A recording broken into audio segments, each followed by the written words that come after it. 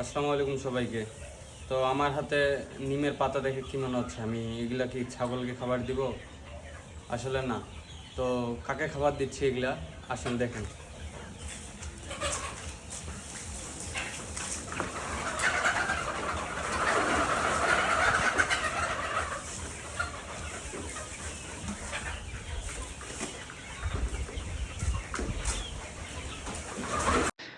তো আপনারা দেখতে পাচ্ছেন আমার ফার্মি মুরগিগুলো কত সুন্দরভাবে নিম পাতাগুলো খাচ্ছে।